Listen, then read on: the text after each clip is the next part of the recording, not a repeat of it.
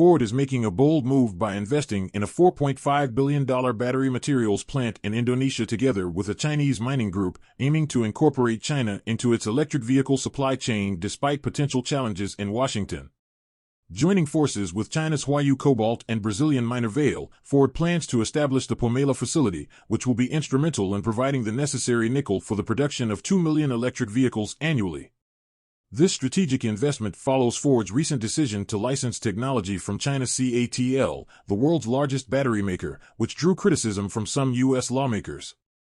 President Joe Biden's offer of $369 billion in green tax incentives and subsidies further underscores Ford's push to enhance collaboration with Chinese companies as the U.S. strives for leadership in clean energy on a global scale. Under the Inflation Reduction Act, IRA, consumers can receive tax credits up to $7,500 on electric vehicles that use batteries without components or raw materials sourced from a foreign entity of concern, including China.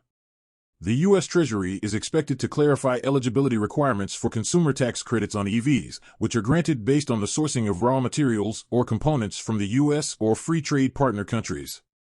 Ford's gamble in partnering with Chinese companies lies in achieving lower production costs, allowing them to potentially sell electric vehicles more competitively compared to rivals, even if it means foregoing some or all of the tax credits. Lisa Drake, Vice President for EV Industrialization for Ford Model e, emphasized that this approach grants Ford direct control over sourcing the nickel required, in one of the most cost-effective ways in the industry. However, some U.S. legislators have criticized Ford's strategy, with Republican Senator Marco Rubio introducing a bill targeting Ford, seeking to exclude tax credits for EVs built with batteries licensed from a Michigan plant planning to use Chinese technology. The use of nickel sourced from Indonesia, holding the world's largest reserves, has sparked controversies due to its control by Chinese companies and associated carbon emissions and mining waste, compared to alternative suppliers like Canada or Australia. One key uncertainty surrounding the IRA is whether the definition of foreign entity of concern will encompass Chinese-controlled production in third countries, such as Indonesia. Mining industry executives expect that mineral projects involving Chinese companies with less than a 50% stake in a joint venture might still be eligible under the IRA guidelines.